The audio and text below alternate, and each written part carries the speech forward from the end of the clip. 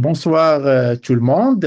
Bienvenue à toutes et à tous dans ce rendez-vous mensuel organisé par la Maroc-OSIM sur ces webinaires de formation et d'information sur des thématiques aussi variées qu'elles soient par rapport à la simulation en santé, à l'innovation pédagogique et plein d'autres bonnes choses. Alors ce soir, je suis très ravi, très content d'accueillir mon très cher ami Julien Picard que je vois déjà sur la vidéo. Julien, bonsoir. Bonsoir, professeur Mouraoui. Le plaisir est partagé. Ben, le plaisir, il est amplement pour nous. Vraiment, je suis très ravi. Tu as accepté sans aucune hésitation et ça m'a fait beaucoup de bien. Ça m- Merci beaucoup. Et j'ai eu aussi la chance de te rencontrer lors de notre dernière masterclass à l'Université internationale de Rabat. Donc, merci encore une fois. Et j'avoue que je t'ai donné un sujet pas du tout évident. Donc, tout à l'heure, je vais te laisser la parole pour une conférence qui va durer une demi-heure et on va laisser les questions à la fin. Et je salue aussi en ton nom beaucoup de ténors qui sont là avec nous sur le chat. Ben, je vois Ahmed Rassen qui est déjà là, Denis Oriot, Cédric. Alors là, tu as vraiment l'embarras du choix et des experts qui sont là dans le chat. Donc, je te souhaite beaucoup de courage. Et sur le chat, s'il vous plaît, vous pouvez poser vos questions, mais probablement vers la fin de la conférence. Allez, on va se laisser vos conférences. Allez, on laisse passer une vingtaine, 25 minutes et après, vous pouvez poser vos questions. La parole est à toi, Julien. Merci beaucoup. Donc, je vous redis le grand plaisir que j'ai à répondre à cette invitation. Je vais partager l'écran et n'hésitez pas à me dire si jamais vous n'avez pas l'intégralité de l'écran. Je vais passer en plein écran. Et effectivement, le sujet que tu m'as demandé de discuter, c'est celui de l'évaluation en et par simulation. Et donc, je vais volontairement être un petit peu provocateur pour qu'on ait un débat intéressant. Et comme tu l'as dit, on a beaucoup de beau monde avec nous ce soir. Et ben, j'espère qu'on aura des discussions. Je ne doute pas qu'on aura des discussions intéressantes. Alors, j'ai bien sûr beaucoup de liens d'intérêt sur le sujet, puisque je suis passionné, comme vous tous, de simulation et d'évaluation. Et donc, forcément, ces liens d'intérêt sont en lien direct avec le sujet dont on va parler ce soir. Et pour rentrer directement dans le sujet, je vais commencer par changer le sujet que tu m'as demandé de parler, ou plutôt le compléter, puisqu'on va parler d'évaluation en simulation et par simulation, mais ce sujet a un lien très étroit avec la question de la recherche en simulation et par simulation, et un lien donc très étroit avec la question recherche en simulation en tant qu'objet, recherche par simulation en tant qu'outil. Et vous verrez qu'il y a une grande intrication entre ces deux thématiques. Alors, bien évidemment, et en introduction, pour balayer des choses que vous connaissez déjà, il faut tout de même que je rappelle que la simulation est un outil, est une technique, et que l'apprentissage par simulation est un processus pédagogique, et que l'évaluation fait partie des éléments de validation de cet outil, de ce processus pédagogique. Et qu'à ce titre-là, et là je balaye une vision très classique de la simulation, mais c'est volontaire, l'évaluation est un processus indispensable car il va valider le processus de formation, il va permettre d'analyser les pratiques, il va permettre de développer la recherche en simulation que j'ai évoquée. Et cette évaluation, elle peut être appliquée aux apprenants, bien sûr, mais également aux formateurs, aux programmes pédagogiques dans leur ensemble ou à des organisations encore plus larges. Alors, une fois que j'ai dit ces quelques banalités, les vraies questions, je pense, qui nous intéressent ce soir sont: peut-on évaluer en simulation? Doit-on évaluer en simulation? Peut-on évaluer par simulation? Qu'est-ce qu'on évalue, que ce soit en ou par simulation? Et comment va-t-on évaluer en ou par simulation? Alors, pour essayer de répondre à ces questions, je vais commencer par euh, aborder un dogme. Et c'est vrai qu'on a un certain nombre de dogmes en simulation. Et parmi les dogmes, vous verrez que j'en reparlerai tout à l'heure, on a l'habitude de dire globalement que il n'y a pas de formation sans évaluation. Et ça va même au-delà de la simulation en pédagogie. Et donc, pas d'évaluation sans formation. Les questions qui se poseraient derrière sont donc les suivantes. Pourquoi évaluer? Qui évaluer? Comment le faire? Et peut-être à quel moment le faire? Alors, la simulation est un processus d'apprentissage, je l'ai dit, et le processus d'évaluation va permettre de recueillir les besoins et de définir donc des objectifs pédagogiques qui soient cohérents avec ces besoins, de choisir ensuite la méthode pédagogique qui nous semble la plus appropriée pour atteindre ces objectifs. Et l'analyse des résultats va passer par ce que vous connaissez parfaitement, on l'abordera tout à l'heure à nouveau, la satisfaction des participants, mais également parfois des courbes d'apprentissage, un impact sur les pratiques ou sur les performances, toute une série d'énoncés que je vais développer un peu plus dans le détail, mais qu'on a l'habitude de voir sans toujours en comprendre précisément les implications.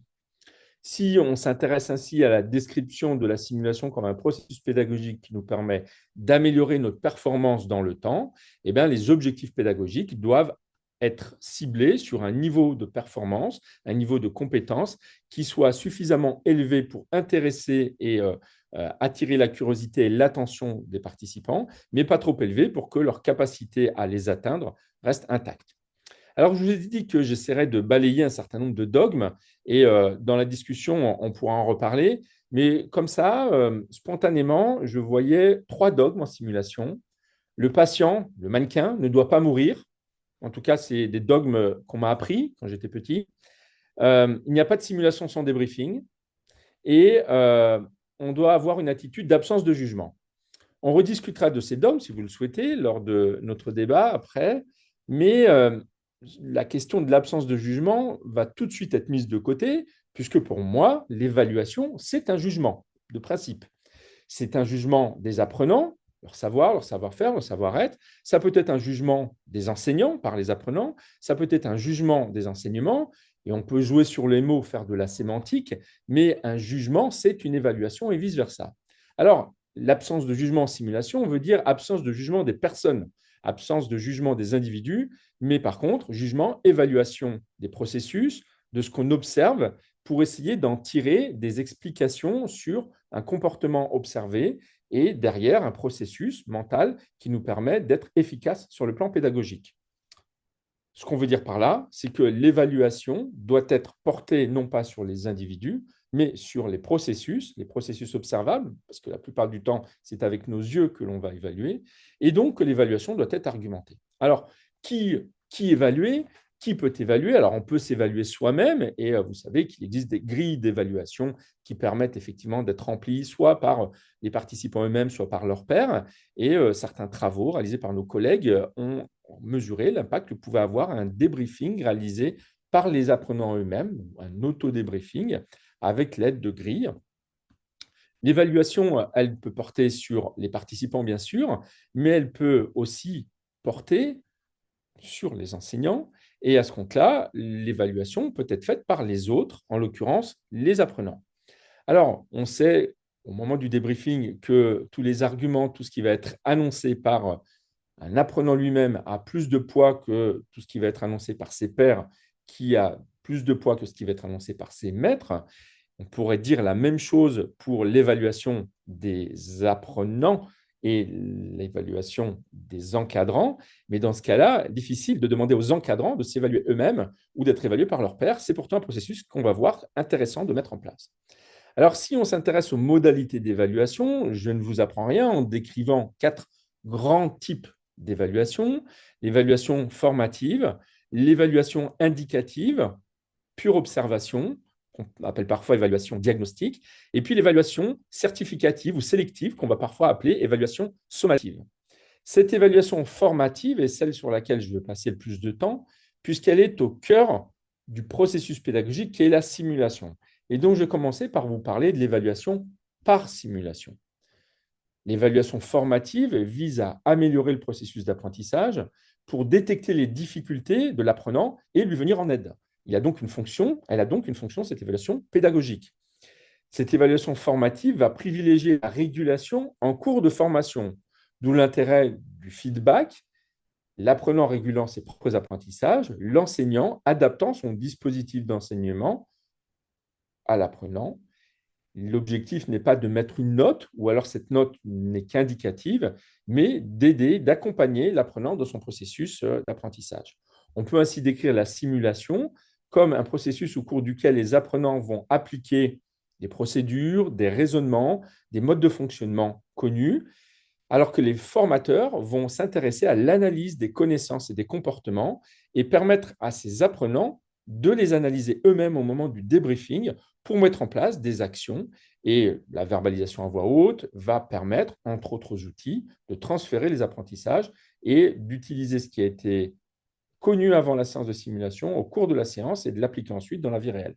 Ce processus d'évaluation formative, il permet à l'apprenant de suivre une courbe d'apprentissage et à l'enseignant de repérer les progrès de l'apprenant. Il permet à l'apprenant de mieux comprendre ses propres difficultés et il va aider le formateur dans la proposition, le choix des pistes d'amélioration, dans le choix des outils pédagogiques. On peut ainsi utiliser, je vais vous en montrer un exemple, des fiches d'aide à la progression, comme celle-ci qui était dans la première version du document de la HAS, et qui permet ainsi, au cours et au fur et à mesure de la succession des séances de simulation, en fonction des objectifs pédagogiques de chacune de ces séances, de distinguer les éléments qui peuvent être considérés comme acquis, des éléments qui méritent encore une progression et qui feront l'objet d'un travail entre les séances de simulation de l'étudiant. Alors, la question qui va se poser ensuite, c'est qu'est-ce que l'on va mesurer lorsqu'on va faire une séance de formation par simulation et qu'on va s'intéresser à une évaluation formative. Je pose déjà la question des compétences versus performance. Lorsqu'on va observer une performance, et c'est l'élément principal observable, va-t-on réellement avoir un aperçu réel, un peu modifié ou complètement erroné des compétences de nos participants? Je vous rappelle ainsi qu'il y a un certain nombre de choses que l'on sait mesurer. On sait mesurer les connaissances, on sait mesurer les performances pour peu qu'on ait des outils adaptés. On peut tout à fait mesurer des résultats, mais on ne sait pas mesurer des compétences cliniques. Et donc, ce que l'on va observer ne sera qu'une approximation de la compétence de l'apprenant. Si on s'intéresse à l'évaluation en simulation, au cours d'une séance de simulation, une des questions qu'on va se poser, c'est celle de l'efficacité pédagogique de la simulation. Et cette question, on va même se la poser a posteriori, dès lors qu'on va s'intéresser à l'impact d'un programme pédagogique par simulation. Ainsi, ce qu'on veut, ce qu'on espère toucher à terme avec notre outil simulation, c'est un impact sur la qualité, sur la performance de notre système de soins. Et il y a ainsi un certain nombre de publications maintenant qui s'intéressent à l'efficacité pédagogique de la simulation et qui permettent de façon assez solide de montrer que la simulation est un outil pédagogique performant et efficace pour peu que l'on fixe des objectifs pédagogiques en lien avec les outils qu'on va utiliser. Cela veut dire que lorsqu'on va évaluer en simulation, eh bien, il va falloir utiliser des outils validés. Ces outils vont passer par la reconstitution d'un environnement réaliste, mais attention à ce que ce réalisme ne soit pas à la source d'un stress et d'une anxiété trop importante, on en reparlera. Il faudra que cette validité repose également sur une reproductibilité et une objectivité. Et la construction de ces outils passe par la réalité du terrain qui est la faisabilité. La question de l'acceptabilité, de la confiance des apprenants au cours d'une séance de simulation est essentielle. Et c'est là certainement toute la place du briefing, voire du pré-briefing, ou de ce qu'on pourrait appeler plus généralement le préconditionnement pré-simulation. Et la question de l'acceptabilité n'est rien d'autre que celle de la sécurité psychologique, autre dogme, autre règle basique de la pédagogie par simulation. Enfin, après avoir abordé la question de l'évaluation par la simulation et en simulation, si l'on s'intéresse à l'évaluation de la simulation elle-même, eh bien, on va maintenant porter notre attention sur l'impact que notre programme pédagogique peut avoir sur le devenir des patients. Et on a là aussi maintenant de la littérature, de plus en plus de travaux qui nous montrent l'impact que peut avoir un programme de formation, un programme d'amélioration des pratiques basé sur la simulation, sur des compétences, sur des performances et même parfois sur le devenir de certains patients. Je ne vous fais pas l'offense de vous redécrire la pyramide de Kirkpatrick. Vous savez tous que les 4 niveaux d'évaluation nous permettent de passer du degré de satisfaction des apprenants à l'impact clinique dans la vie réelle de notre programme pédagogique. Et c'est sur ces 2 derniers niveaux, les niveaux 3 et 4, des comportements et des résultats, que je vais passer quelques secondes. Le niveau 3 qui s'intéresse au changement des pratiques professionnelles, ce qui revient à évaluer la performance. Et effectivement, on peut tout à fait, en observant avec des outils adaptés, au cours d'une séance de simulation, mesurer ce changement de pratique avant, après un programme pédagogique. Et on peut également mesurer l'impact d'une séance de simulation sur la vraie vie en observant dans la vie réelle les pratiques des professionnels. On s'intéresse parfois au savoir-faire et c'est relativement facile. Par exemple, la pose d'une perfusion intra-osseuse. On peut s'intéresser à d'autres compétences plus complexes, comme le travail en équipe, et on rentre dans des catégories qui sont plus complexes. Quatrième niveau, celui qu'on cherche tous à atteindre, c'est celui de l'impact clinique. Lorsqu'on s'intéresse à cet impact clinique en médecine dite factuelle, le gold standard, la référence, est souvent l'étude randomisée, multicentrique, contrôlée en double aveugle, qui méthodologiquement est assez lourde et qui nécessite des conditions euh, peu aisées à mettre en œuvre. Lorsqu'on va s'intéresser à la simulation, il va falloir se poser la question de tous les facteurs confondants. C'est ce que je vous ai montré tout à l'heure en parlant de performance et de compétences. Et les facteurs confondants sont nombreux. Il y a bien évidemment l'expérience des participants, certains progrès techniques, la pédagogie par simulation elle-même, et puis aussi, voire surtout, le stress et l'anxiété et le fait d'être observé qui vont modifier les comportements des participants pour peu que ceux-ci n'aient pas été habitués à faire des séances de simulation de façon fréquente. Alors, lorsqu'on a parlé de simulation et d'évaluation formative, on était, je pense, au cœur de ce qui constitue l'âme même de la simulation en tant qu'outil pédagogique. Et quand j'ai parlé des dogmes, on parlait d'absence de jugement, ce qui veut dire finalement absence de formation et d'évaluation sommative. Et bien pourtant, cette évaluation sommative, alors on a parfois utilisé le terme sanctionnant. J'ai mis ici une vieille diapo de BD, mais bien évidemment, l'évaluation sommative est plus appropriée sémantiquement que le terme d'évaluation sanctionnante. Elle vise à déterminer des acquis en vue de la délivrance d'une fonction, d'un titre, d'un classement, d'un diplôme, d'une note. Et pendant longtemps, on a dit, ou en tout cas on a laissé sous-entendre que la simulation n'était pas un outil d'évaluation sommatif, car il ne permettait pas ou il ne semblait pas approprié pour faire un inventaire précis de compétences acquises et de déterminer avec des critères de réussite objectifs la capacité d'un individu à justifier d'un diplôme ou exercer une fonction. Eh bien, ce dogme est balayé et depuis plus d'un an maintenant. Le travail réalisé par nos collègues de la Sopra Sims sur l'évaluation sommative et la simulation en santé a donné lieu à des critères validés et des éléments qu'il faut prendre en compte lorsqu'on veut mettre en place une évaluation sommative en simulation. Et de façon très pragmatique, la mise en place des ECOS a également balayé ce dogme de l'évaluation non sommative en simulation. Alors, on croyait qu'on était des pionniers en mettant en place nos écos avec tout le remue-ménage que cela a généré.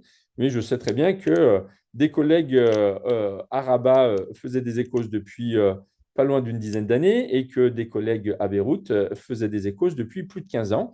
On n'est donc non seulement pas des pionniers, mais surtout, ce dogme était certainement balayé depuis longtemps.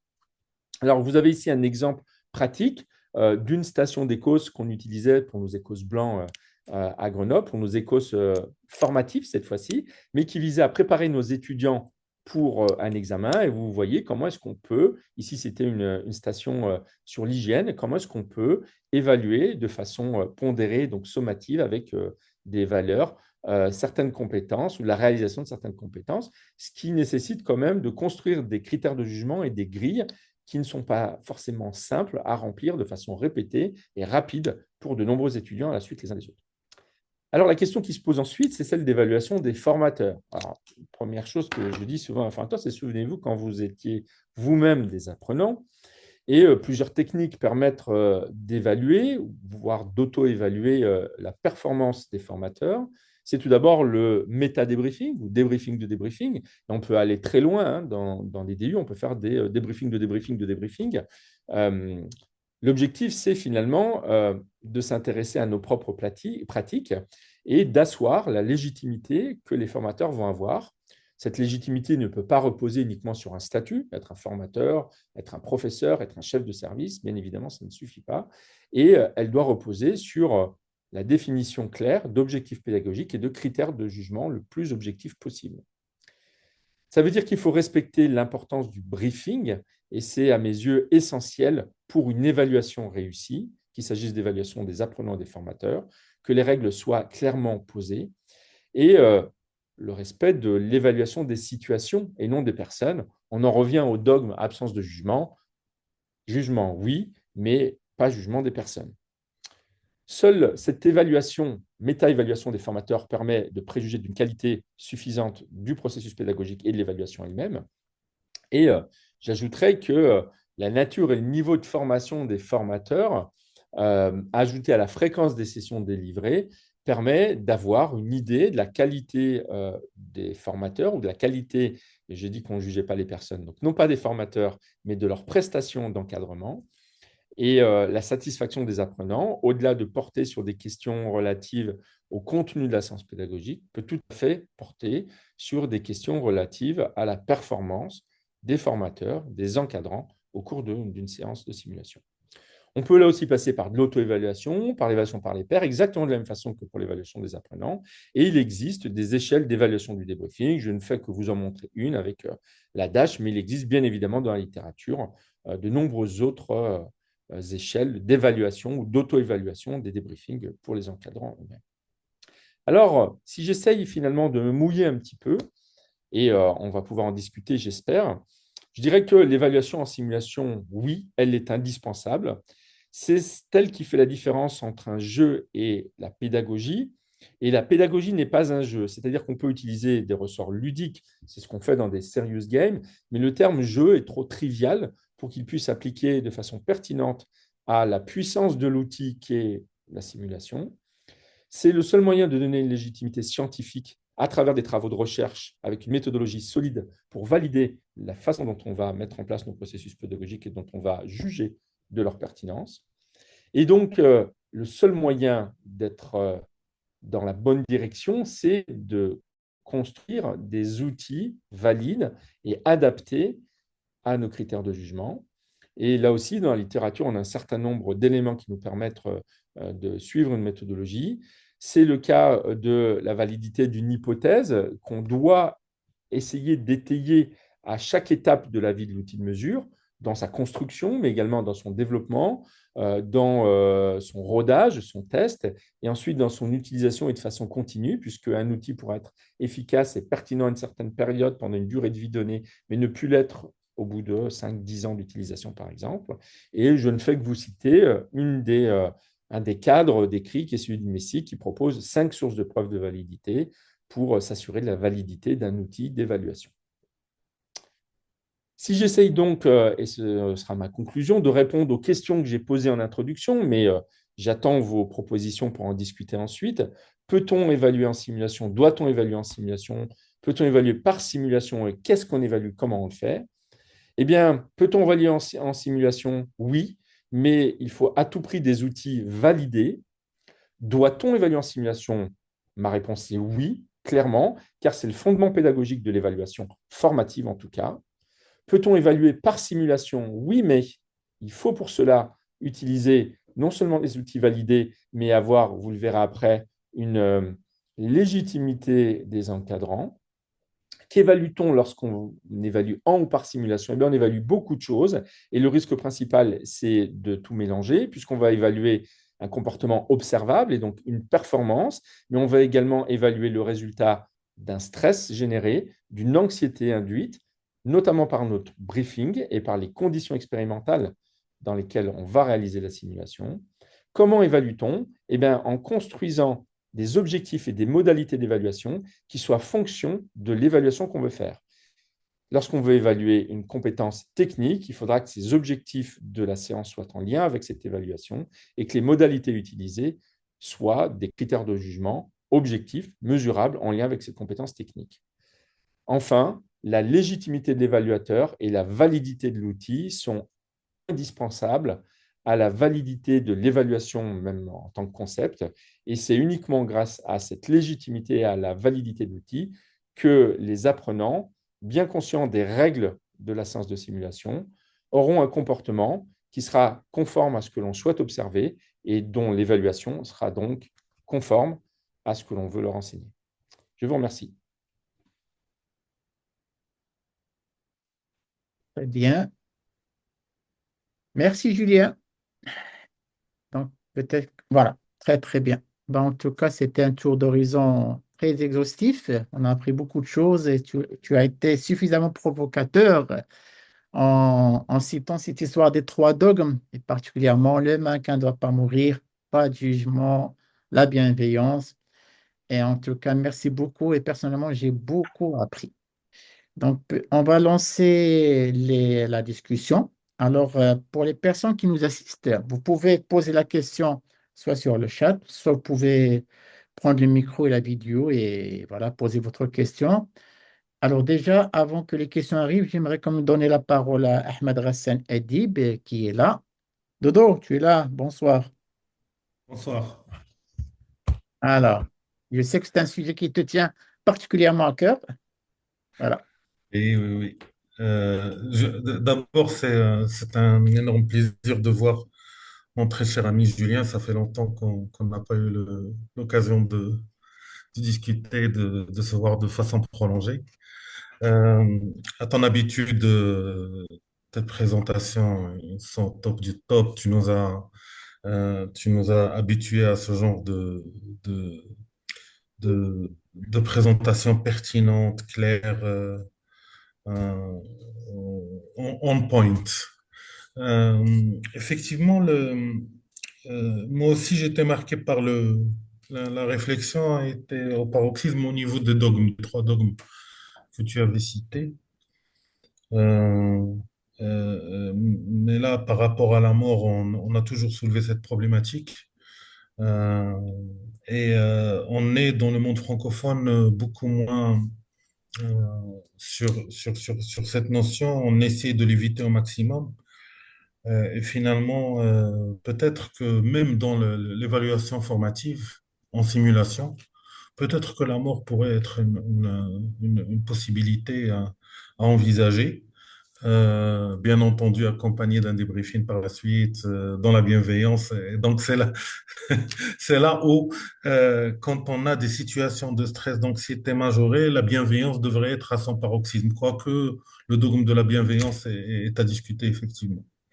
Et puis, au niveau du débriefing, avec l'avènement de tout ce qui est approche par compétences, tout ce qui se développe au niveau de la supervision clinique, au niveau de, de, de, de, de ces aspects-là, euh, le débriefing, comme on a voulu l'introduire sans qu'il y ait un minimum de feedback, pourrait être contre-productif.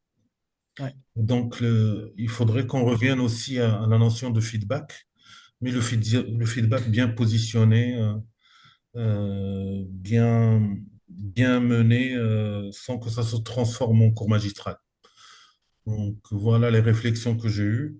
Maintenant, les outils que tu as présentés sont extrêmement nombreux. C'est un champ extrêmement vaste et ça donne à réfléchir par rapport aux possibilités qu'on peut avancer dedans. Donc, juste une introduction en la matière de première réflexion après ta Alors, présentation. merci beaucoup. Et je dois déjà t'avouer que je suis allé au Maroc sans te voir, mais j'étais vers Rabat. Donc, c'était pas très loin, mais c'était pas à côté de Marrakech. Mais je promets la prochaine fois qu'on se verra. Et c'est effectivement parmi ces dogmes, je pense qu'il y a des dogmes qui ont été établis au départ pour assurer la sécurité psychologique des apprenants et possiblement parce que culturellement, on n'était pas encore prêt à avoir l'outil simulation envahir notre champ pédagogique. Mais comme tu l'as très bien dit, la mort du mannequin, du patient, on devrait dire, ne doit pas être un interdit, car déjà dans la vie réelle, malheureusement, parfois les patients meurent. Et il y a déjà deux situations dans lesquelles je dirais il faut faire mourir le mannequin. Je ne dis même pas on peut, je dis il faut. La première, c'est si jamais on fait parfois, bien évidemment à prendre en fonction du public et étayé par un débriefing après, mais si on ne répond pas à une action mortelle euh, effectuée par un apprenant par le décès, ou en tout cas l'arrêt cardiaque, eh bien, on fait passer un message pédagogique erroné. Si quand on injecte 5 grammes de potassium, le cœur il continue à battre, que va comprendre l'étudiant? Que 5 grammes de potassium, ça ne fait rien. Il peut s'arrêter de battre, on peut lui faire une réanimation qui dure longtemps, et à la fin, pour que la fin soit heureuse, il repart. Bon. L'autre situation, c'est celle où le décès du patient est lui-même l'objet de la simulation. Et typiquement, lorsqu'on veut enseigner l'annonce d'un décès à une famille, lorsqu'on veut enseigner la gestion du stress, on peut avoir recours à cette mort du patient, du mannequin, comme outil pédagogique. Là aussi, avec des objectifs pédagogiques qui sont bien déterminés, qui sont transparents et étayés d'un briefing et d'un débriefing solide. Voilà. Alors, je reviens simplement sur la question de l'utilisation de l'évaluation. Pour moi, elle est au cœur même du processus de simulation. Et je ne sais pas si un jour on pourra balayer le dogme complètement de pas de pédagogie sans évaluation, pas d'évaluation sans pédagogie. Euh, J'essaye de me projeter dans l'avenir. Est-ce qu'un jour, peut-être, si les laboratoires de simulation sont accessibles à tous les pratiquants en formation initiale, en formation continue, on n'aura pas besoin d'évaluation? Et à chaque fois, ma réponse, c'est bah non, je crois qu'on en aura toujours besoin. Peut-être que ce sera une auto-évaluation que j'irai passer 1 heure au labo de simulation comme je vais passer 1 heure à la salle de sport et que j'aurai une forme d'auto-évaluation que je me ferai moi-même parce que je sais que j'ai passé du temps et que ça me suffit. Mais je pense que, en tout cas, c'est mon avis, l'évaluation est indissociable de la simulation. Alors, j'espère qu'il y a des gens qui ne sont pas d'accord. Comme ça, on va pouvoir avoir un débat. Certainement. Alors, Julien, il y a les questions qui arrivent, mais bon, je vais commencer par la mienne. Oui. Et en fait, avec Ahmed Rassan, on anime un fameux DU au niveau du Maroc, qui est très, très connu. Il y a parfois la question des lauréats, c'est-à-dire des futurs lauréats. On me pose la question toujours, c'est cette question, est-ce que le fait d'être trop bienveillant, parfois, tue la bienveillance? Mhm. Alors, on, on va faire un tout petit peu de sémantique, mais j'espère que ça ne va pas trop polluer ma réponse. J'aime pas le mot bienveillant. J'aime pas le mot parce que je trouve que déjà, il est souvent utilisé par des gens qui ne sont pas bienveillants, et comme beaucoup de choses dans la vie, en politique en particulier. Et ensuite, parce que il veut dire quelque chose qui est certes une attitude, mais qui est peut-être pas l'attitude qu'on attend en simulation. Alors, j'ai mis du temps, peut-être parce que je suis un peu lent, j'ai mis du temps à bien comprendre, à bien intégrer la notion de good judgment. Et ça me semble plus adapté. Et moi, ce qui me parle, plutôt que le terme bienveillant, c'est partir du principe qu'on fait tous de notre mieux et qu'on on est tous là enfin, pour progresser. Donc, en tout cas, personne n'a envie de perdre son temps. Et c'est ça qui me semble la bonne attitude. Le terme bienveillant, ça ne veut pas dire qu'il faut être gentil. C'est pour ça que le terme est difficilement adapté. Et donc, j'aurais tendance à dire, oui, trop de bienveillance au sens avoir une attitude comment dire, douce, une attitude ouais, trop douce tout le temps, peut ne pas être pédagogique, en particulier dans des situations dures. Comme je l'ai dit, si on fait 5 grammes de potassium, on ne peut pas dire c'est pas grave, on ne peut pas dire oh mais t'inquiète pas, parce que si, il faut s'inquiéter et c'est grave. Mais l'idée, c'est plutôt pour cet exemple du potassium, se concentrer sur le fait que tu as fait 5 grammes de potassium, je ne peux pas croire que tu sais ce que c'est 5 grammes de potassium et que tu l'as fait. Et donc, on va plutôt s'intéresser à est-ce que tu sais ce que c'est que 5 grammes de potassium? Et si oui, qu'est-ce qui fait que tu as injecté 5 grammes? Et c'est ça, pour moi, l'attitude good judgment qui est préférable à la terminologie, à mes yeux, de bienveillance, qui a une connotation peut-être émotionnelle ou un peu trop douce. Voilà. Alors, Julien, souvent, ce qu'on leur dit, bon, être bienveillant, mais il faut que vous soyez en phase avec vous-même. Vous ne Mhm. pouvez pas être connu dans votre service méchant, sévère et tout, et venir le jour J jouer la gentillesse, la bienveillance, parce que derrière, l'étudiant va se dire, bah, il est en train de me cacher quelque chose. Mhm. Donc, on va ouvrir peut-être. Alors, avant d'ouvrir la porte de discussion au chat, j'ai un grand ami qui est avec nous. Je demanderai d'activer sa caméra. C'est Denis. Denis, bonsoir. Denis Orio. Bonsoir. Bonsoir. Ça fait toujours. Bonsoir Mohamed, bonsoir à tous. Bonsoir Julien. Oui, ça me fait Bonsoir, bien David. plaisir d'assister à cette conférence. J'ai trouvé très intéressant le tour d'horizon sur l'évaluation et les derniers propos tenus sur euh, la bienveillance excessive, je dirais, des propos laudatifs. Euh, c'est ce que j'ai mis un peu dans le chat, ont pour effet de figer un petit peu la progression des apprenants. C'est un peu comme ça que je l'ai vécu. Et donc, comme on peut toujours faire mieux où qu'on soit, euh, donner une, je dirais, une évaluation juste et non pas laudative me paraît le plus adapté. Voilà, tout ce que je vais dire, je ne vais pas monopoliser la parole. Un grand merci pour cette Ouais, conférence. c'est moi qui te remercie et c'est un honneur pour moi de vous avoir dans ce webinaire. Et j'ai regardé, Mohamed, toutes les vidéos Ah, des précédents webinaires. Et maintenant, je serai un fidèle webinaire. participant aussi pour les prochaines.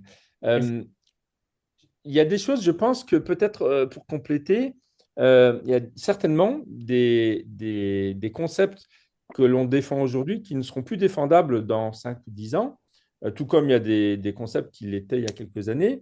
Et j'ai parlé de ces dogmes justement pour être un peu provoque, si je peux dire, au sens où il y a une évolution naturelle qui fait que l'utilisation de plus en plus fréquente de la simulation a contribué à la banaliser, à nous autoriser des attitudes qui maintenant ont un impact pédagogique positif et qui, à une autre époque, auraient eu un impact pédagogique qui n'aurait pas du tout été positif. Et peut-être qu'on peut se permettre effectivement aujourd'hui d'avoir des attitudes en tant qu'encadrant qui soient un peu plus directes parce que nos apprenants ont maintenant une connaissance de l'outil simulation qui fait partie de ce qu'ils pratiquent régulièrement. Excellent. Alors, Julien, on va commencer la série des questions. Prépare-toi, il y en a beaucoup. Donc, voilà. C'est parti, Donc, je vois, j'ai ouvert le chat à droite et je vois. voilà. Alors, je commencerai par la question de Kauta qui te dit, il a une question par rapport à la grille d'évaluation lors d'une évaluation par simulation. Doit-elle suivre un modèle particulier ou on peut faire de la même façon que celle des Écosses? Bah, pour moi, oui. Alors oui, elle doit suivre un modèle et celle des Écosses est un modèle. Euh, Ce qu'il faut, c'est que les éléments dont on va disposer pour juger en fonction du critère de jugement qu'on aura choisi soient des éléments objectifs, validés. Et quand on dit validé, il faut qu'ils soient reproductibles. Donc, l'ordre de conception d'un scénario, c'est, vous le savez bien, d'abord les objectifs pédagogiques, puis la construction du scénario de simulation, mais ce n'est pas linéaire. Il y a des allers-retours incessants entre le scénario, les objectifs, le scénario. Mais je dirais la même chose avec la grille. On va avoir des objectifs pédagogiques, on va construire un scénario adapté avec des critères de jugement et une grille, et puis il va y avoir une conception, puis un test de la grille, des allers-retours entre la grille et le scénario, et parfois on va modifier le scénario parce qu'on s'est rendu compte que la grille, elle ne permet pas de répondre oui ou non, l'objectif pédagogique a été atteint. Et on a beau retourner la grille dans tous les sens, on n'arrive pas. Et dans ce cas-là, ce qu'il faut changer, c'est le scénario. Et lorsqu'on n'y arrive pas, parfois, il faut modifier son objectif pédagogique, ce qui est malheureux, puisqu'au départ, le cœur, c'est l'objectif pédagogique. Donc la réponse à Kautar, c'est oui, suivre un modèle validé, construit, et celles des Écosses sont, à mes yeux, un modèle qui est en cours de validation, puisqu'on est en train de l'appliquer. Alors, après, il y a la question de Radia qui te dit qu'il y a des limites à l'évaluation par simulation, par la simulation. Alors, il y en a plusieurs. J'espère en avoir décrit quelques-unes. Pour moi, les principales, c'est le fait de générer du stress lorsqu'on va créer ou recréer une séance et que ce qu'on va observer, la compétence qu'on va, la performance qu'on va observer n'est pas le reflet de la seule compétence. Je répète, la performance qui est l'observable n'est pas le reflet de la seule compétence, c'est le reflet du mélange de la compétence, l'environnement, le stress, l'anxiété induite et l'observation. Et c'est pour moi la limite principale à l'évaluation. Alors, c'est toujours Radia. Alors, ça, c'est une question, on va dire, qui nécessite un webinaire à part entière. Il te dit quelles sont les fonctions et les caractéristiques du débriefing dans le contexte de l'apprentissage par simulation. Hmm. Alors, je vais essayer de répondre avec deux mots. Pour moi, la caractéristique principale d'un débriefing, c'est structuré. Plein de façons de faire différents, mais je dirais structuré. Et la fonction, bah, c'est le feedback et l'apprentissage expérientiel. OK. Alors, ah oui, notre grand ami Nawal Ansari, qui te remercie pour la présentation, il te dit, quelles limites trouvez-vous à la simulation dans l'évaluation de compétences, en sachant que cette dernière, c'est-à-dire l'évaluation de la compétence, que cette dernière est évaluée habituellement par une EPA dans une situation de pratique clinique vraie. Est-ce le côté simulé? Alors, il y a une partie liée au côté simulé, c'est-à-dire au fait de recréer un environnement qui, aussi réaliste soit-il, n'est pas la réalité, tout à fait. Il y a également le fait d'observer le participant, hein, le fameux effet Hawthorne, et le fait d'avoir construit a priori notre séance de simulation pour atteindre un objectif, mais sans mesurer forcément tous les facteurs qui vont contribuer à la performance qu'on va observer. J'ai cité tout à l'heure le stress, mais on peut, notamment dès lors qu'il va s'agir de compétences dites non techniques, avoir de multiples facteurs qui concourent à la performance observée et qui pourtant ne font pas partie de notre grille d'évaluation. Donc, évaluer une compétence, pour moi, c'est très difficile. Évaluer une performance, c'est quelque chose de faisable. Et il faut être très prudent qu'on va utiliser un outil d'évaluation de performance pour déterminer une aptitude ou valider la compétence d'un individu. Par rapport à... Exact. Alors, la question qui arrive est aussi pertinente aussi. Il te dit, peut-on évaluer au même moment, en même temps, les compétences et techniques et non techniques, tout en restant rapide et objectif? Il te dit aussi, faut-il combiner des critères sur la même grille ou peut-être réserver assez d'évaluateurs pour chaque type de compétence? Alors oui, bien sûr, on peut évaluer en même temps des compétences techniques et non techniques. Euh, D'ailleurs, au passage, puisqu'on est aujourd'hui dans la sémantique et la provocation, dans les compétences non techniques, on parle de la communication, du travail en équipe, et de plus en plus, on dit aujourd'hui que la communication, le travail en équipe, la conscience en situation, ce sont des techniques aussi, puisqu'il existe des méthodes et que si on suit ces méthodes, on va être performant. Bon, petite parenthèse fermée, un jour, je pense, on parlera de compétences tout court et on ne distinguera plus les techniques et non techniques, puisque beaucoup sont techniques.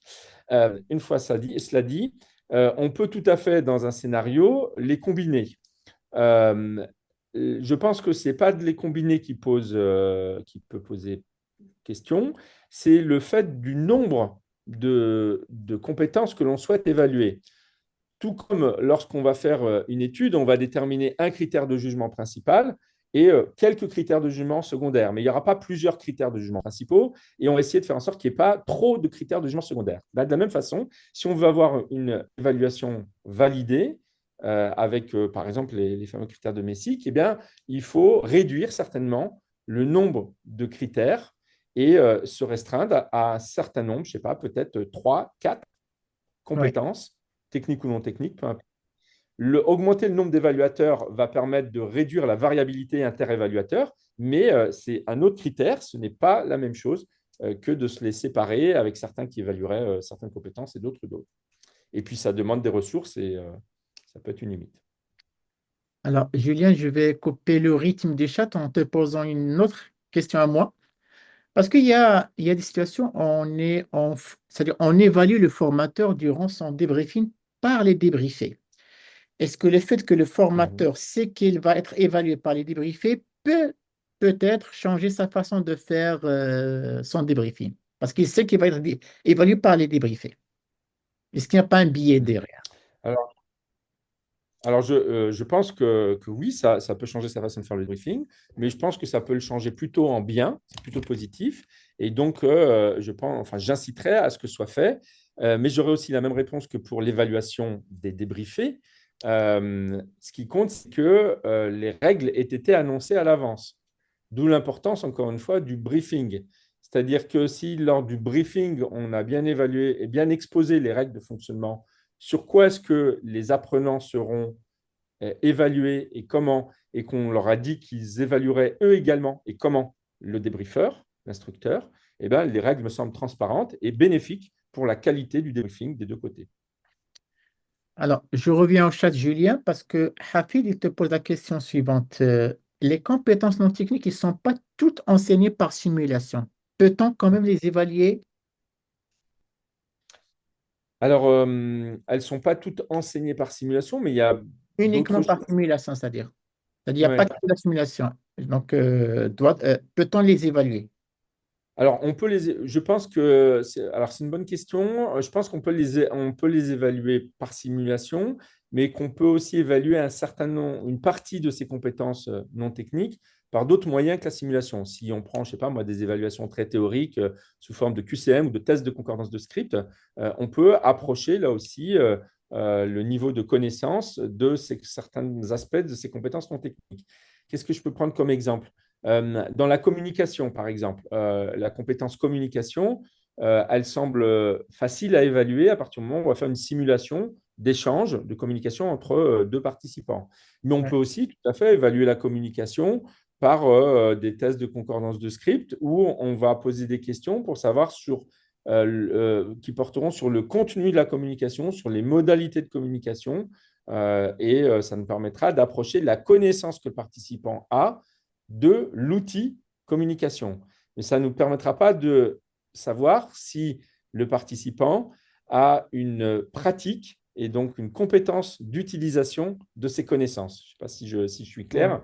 Euh, euh, Typiquement pour la communication, on peut savoir plein de choses sur la communication parce qu'on a lu plein de livres sur la communication, mais être incapable de communiquer de façon pertinente et efficace en situation de crise.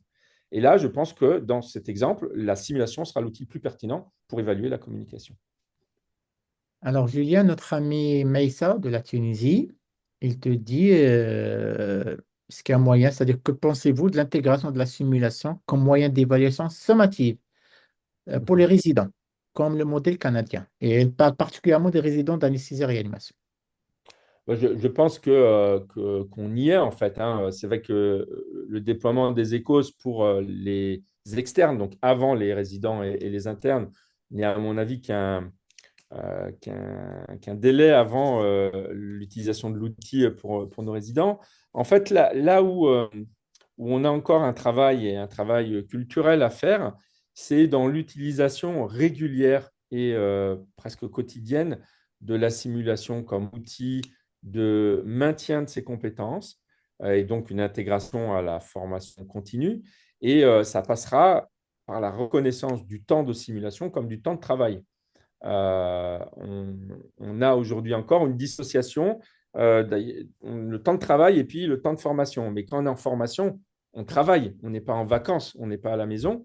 Et donc, je pense que ce travail culturel permettra de reconnaître la simulation comme un outil d'évaluation sommative et sera accepté à partir du moment où il est accessible quotidiennement. Pourquoi est-ce que certaines personnes peuvent avoir peur qu'on les juge et qu'on les valide, qu'on les certifie par la simulation? Parce qu'ils ne savent pas trop ce qu'on va regarder quand ils vont faire la simulation, parce qu'ils ont peut-être peur de ne pas maîtriser l'outil simulation. Et donc, si on leur en donne accès régulièrement, quotidiennement, et qui fait partie de leur culture, de leur pratique, je pense qu'il sera accepté et que l'acceptabilité est le seul obstacle à l'intégration de la simulation comme évaluation sommative chez tout le monde, hein. Vous me proposez les résidents, mais je dirais même chez les professionnels de santé en Thierry. activité, peut-être un jour. Très bien. Alors, Julia, tu nous as assez provoqué, mais je pense cette fois-ci, c'est le chat qui va te provoquer par une question de Soumeya. Il te dit, la mort du mannequin ne dépendra pas finalement que de l'expérience de l'apprenant, peut-être aussi de celle du formateur. Qu'est-ce que tu en penses? Mhm. Oui, c'est une très bonne, enfin, c'est une question, mais je la prends comme une affirmation. Oui, bien évidemment, lorsque le formateur, enfin, si l'équipe de formation et le formateur décident de la mort du mannequin, si c'est une décision, si c'est un choix, il faut avoir l'expérience derrière pour pouvoir débriefer cette situation de façon pertinente. Après, si on parle de la mort accidentelle du mannequin, c'est-à-dire il n'avait pas prévu de le faire mourir, mais la manipulation du pilote du mannequin aboutit au décès du mannequin, j'appellerais plutôt ça un accident que quelque chose de délibéré.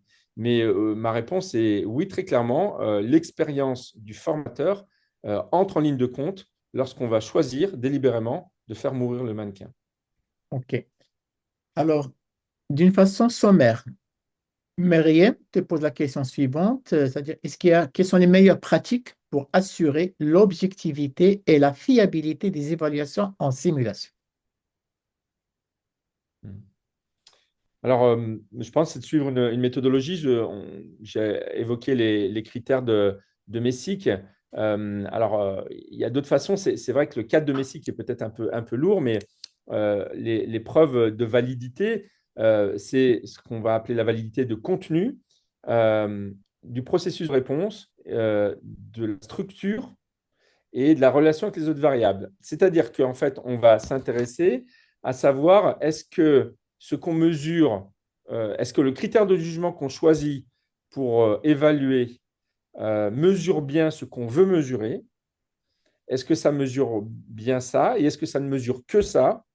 Et ensuite, est-ce qu'il y a d'autres facteurs qui mesurent également cela? Parce que si par exemple ça aboutit à une note et que cette note permet de valider ou de ne pas valider, eh bien à ce moment-là, les coefficients qu'on va appliquer à tel ou tel critère de jugement vont être extrêmement importants. Ouais. Et on en arrive à un point que je voulais aborder avec vous, c'est celle des écos ou de la simulation sommative. Et on parle beaucoup en ce moment en France d'écos validants ou d'écos classants. Et ce n'est pas du tout la même chose de faire de la simulation.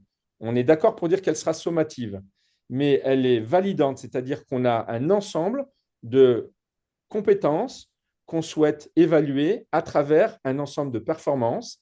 Et au juge de l'ensemble, que de dire on a 4, 5, 6 performances et on va mettre des notes sur chacune de ces performances et ces notes vont classer, vont positionner un étudiant dans un classement et lui donner accès à une spécialité et autre chose. Et ce n'est pas du tout la même chose et on touche les limites probablement de la validité de l'outil dès lors qu'on va utiliser cette évaluation sommative à visée classante.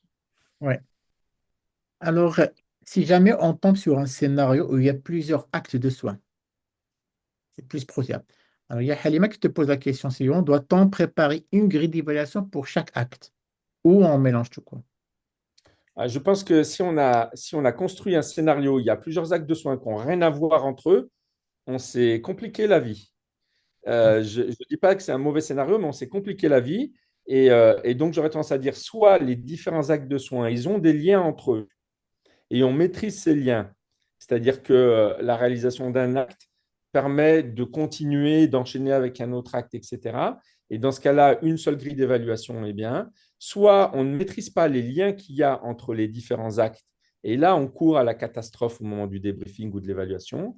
Ou alors, enfin, ces actes n'ont rien à voir entre eux, et il est préférable, je pense, de faire des scénarios distincts, Oui, chacun, ou des ateliers distincts, chacun portant sur un acte. exactement. Alors, Julien, j'enchaîne par la question de Mohamed.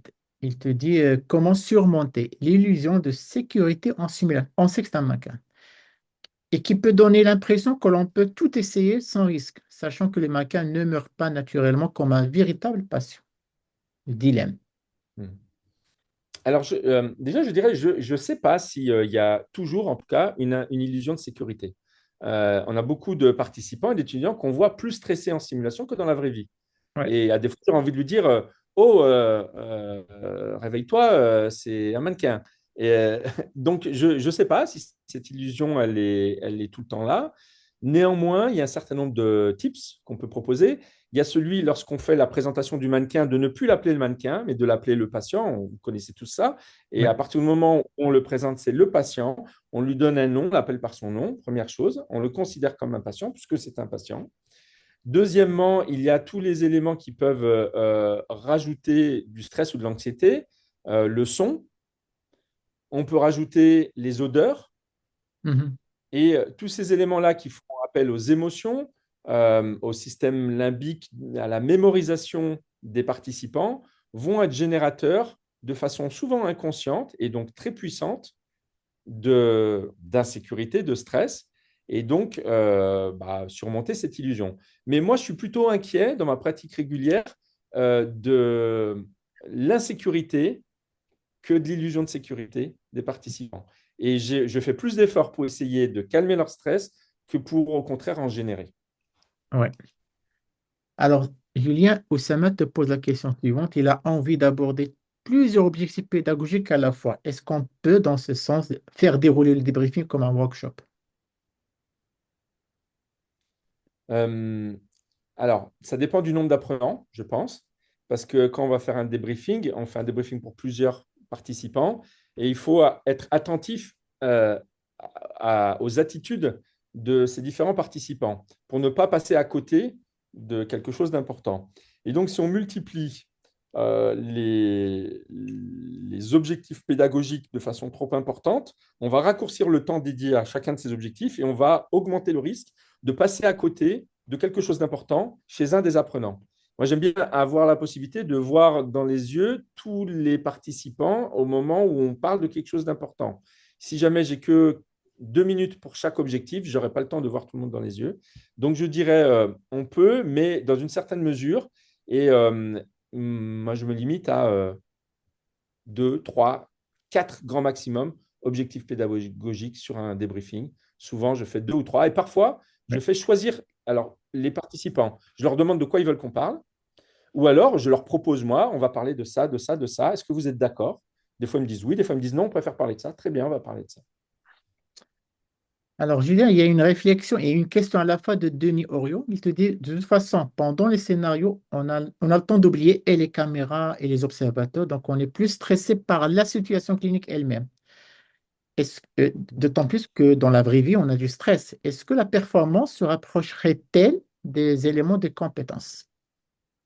Oui. Alors oui, c'est une excellente remarque. Oui, et je dirais c'est tout l'intérêt de la simulation in situ. C'est grâce à un environnement qui est celui de l'exercice habituel quotidien, raccourcir le délai et réduire la distance entre la simulation et la réalité. Mais effectivement, lorsqu'on arrive à le faire, je pense que la performance observée se rapproche de la compétence du participant. À cela près qu'on n'est toujours pas dans la tête des participants et que même si, par exemple, j'observe une vraie prise en charge, si je vais à mon déchocage et je filme des prises en charge de patients, je suis dans la vraie vie, ce n'est pas de la simulation, Ouais. bah, ce que je vais observer, ça reste des performances. Et parfois, je peux observer d'excellentes performances, alors que si j'étais dans la tête des participants, ce n'est pas de la simulation, c'est de la vraie vie, eh ben, je mettrai en évidence peut-être des défauts de compétences. Mais je pense que ça s'en rapproche effectivement et que c'est un des objectifs et c'est finalement ce qui justifie le réalisme en simulation. Oui. Alors, il reste trois questions dans le chat. Donc, je vais quand même couper le rythme du chat par une autre question à moi. Est-ce qu'il y a des particularités à l'évaluation quand on fait de la simulation in situ? Est-ce qu'il y a des choses à prendre en considération ou Oui. c'est la même chose? Alors, je j'ai pas de référence bibliographique de littérature qui ait mesuré ce réel impact, donc je peux que parler d'un constat. Euh, Lorsqu'on va faire de la simulation, on sait que c'est un outil très puissant qui génère des émotions et qui peut modifier les comportements. C'est d'ailleurs ce qu'on cherche à faire. Lorsqu'on va être in situ, le participant va revenir par définition sur, entre guillemets, les lieux du crime.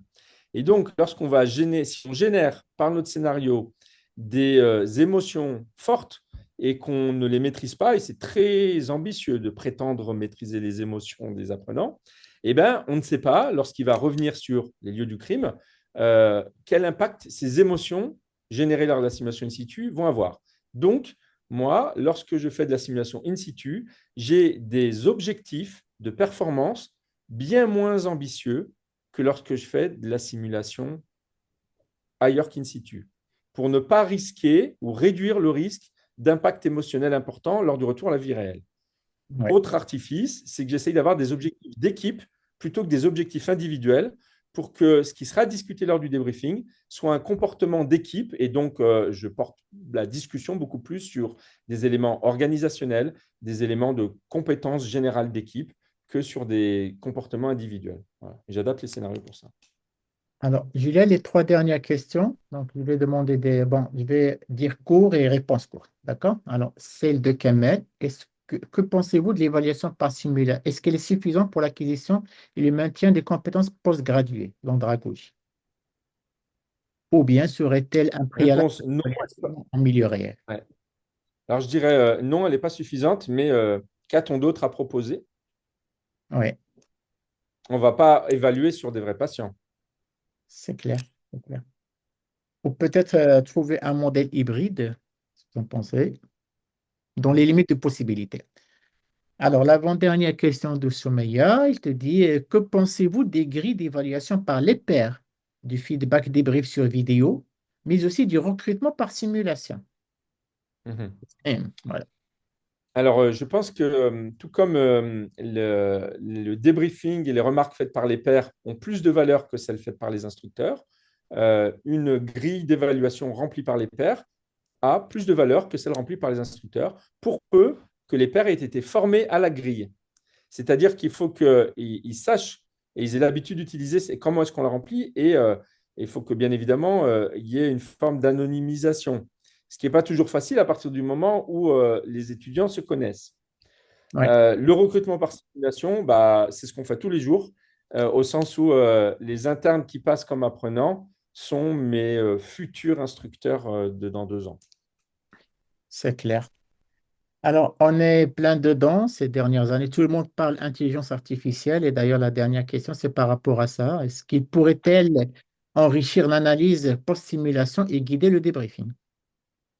La réponse est oui, et je vais, vu que c'est la dernière question, ouvrir des perspectives en vous parlant très rapidement des black box, ces boîtes noires qui sont des enregistreurs comme dans les avions, qui enregistrent, alors presque comme dans les avions, parce que dans les avions, on regarde la boîte noire quand l'avion il s'est crashé. Or, on espère que les black box au bloc opératoire, ce ne sera pas seulement après des crashs. Cette parenthèse étant fermée, les black box permettraient d'enregistrer ce qui se passe dans un bloc opératoire et on a dans certains pays anglo-saxons l'idée déjà de les utiliser en pratique courante, en vie réelle. Et je pense que c'est un excellent outil de débriefing. Et il n'y a pas beaucoup d'utilisation en simulation décrite, mais on a l'intention de faire des travaux scientifiques sur ce sujet très rapidement. Et je pense que l'utilisation de la vidéo, l'audio, mais également toutes les données issues des différentes machines, le respirateur, la caméra de cilioscopie, pour peu qu'elles soient traitées par une intelligence artificielle, nous permettrait d'avoir des données utilisables immédiatement au moment du débriefing. Ce qui nous bloque aujourd'hui, c'est qu'il faut du temps. Il faudrait que je puisse, moi, regarder la vidéo pendant 2 heures, 4 heures, et après, je dis, au moment du débriefing, on va faire comme ci, comme ça, mais je n'ai pas le temps. Si j'ai une IA qui me permet de me fournir des données factuelles et calibrées sur ce qui s'est passé, ce serait un excellent outil, je pense, pour porter l'attention lors du débriefing sur certains points particuliers. Mais on peut imaginer ça un jour dans la vraie vie aussi. Excellent. Alors, avant de conclure, voilà ce que je vais demander à toutes les personnes qui nous regardent sur le chat. Je vais partager avec vous un QR. Donc, vous allez le scanner et vous allez tomber sur un très beau travail de recherche par mon ami Jean-Noël. Et Jean-Noël, il fait partie de l'équipe de Julien et il fait une excellentissime étude sur le briefing, sur la pratique du briefing durant les séances de simulation. Donc, vous êtes les premiers à découvrir, c'est-à-dire sur le webinaire. Et bien sûr, par la suite, je vais diffuser ça sur toute la communauté et les membres adhérents de la Maroc aussi. Donc, je vous laisse encore 10 secondes pour scanner le QR. Et dans la foulée, commencez déjà à remplir les premiers formulaires.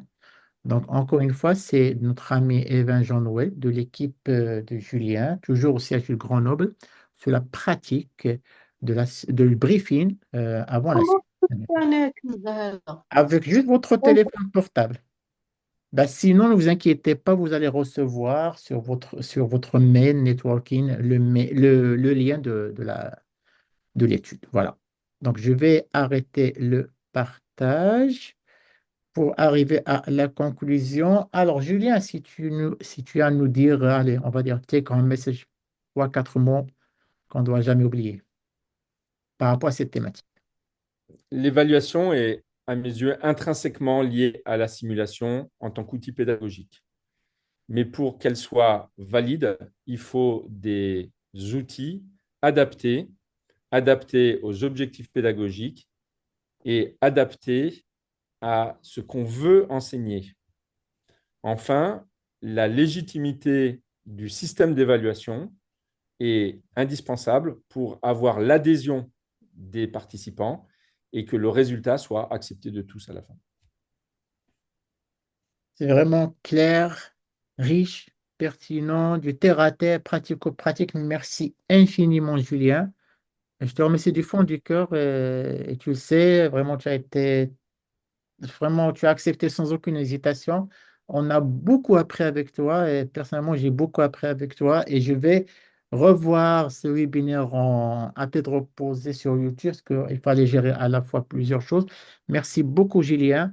Merci à vous, à toutes et à tous et on va se revoir, Inch'Allah, le mois prochain pour le webinaire du mois de décembre avec une très, très belle surprise. Je vous en dis pas plus. Photo, Bonsoir. photo, photo. Ah oui, oui, pardon, pardon. Ah, ben, attends, aidez les photos. Bon, je suis obligé de saluer mon ami, le professeur Samir Sia, que j'ai vu qui était Ouais. connecté. Ah, elle est là. Alors, est-ce qu'on va faire? Je vais mettre d'abord en mode galerie. Alors, les volontaires, ils peuvent activer leur caméra. Ça nous ferait plaisir. Allez, tout le monde, Ah, go. je vois qu'il y a Cédric aussi. Pour ceux qui peuvent le faire, allez-y. Encore, encore, encore. Parce que sur la première page, j'ai besoin de moins 25 personnes. Allez, go. Alors, ce Allez, webinaire est bien fréquenté, que par des gens de valeur, ce que je vois. parce qu'on a un speaker de valeur quand même. Ouais. Ah, c'est l'inverse, c'est l'inverse. Non, quand même. Alors, qui a partagé son écran, c'est moi. Faut que je vois Non, c'est pas toi. Il y a C'est quelqu'un Michel. il y a Michel quelqu'un Franck. qui voulait partager Ouais. quelque chose et c'est 30. Ah non, je vais arrêter le partage. Allez, tout le monde active sa caméra. J'attends. Allez. Alors, ce n'est pas possible d'activer la caméra, Eh que vous ben, l'avez pas arrêté. grave, on va photographier votre nom et prénom, pas de problème. Allez, allez, allez, tout le monde, j'attends. Allez-y, encore plus. Ah, Activé.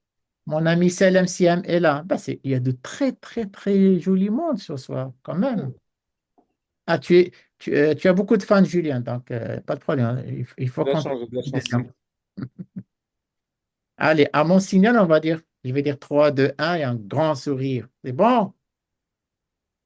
Allez, 3, 2, 1, souriez. C'est fait. Allez, bonne soirée, les amis. Bye bye. Bonne soirée. Bye bye. Bye Au bye. mois Bye bye. prochain. Bye bye. Bonne soirée. Merci tout le monde.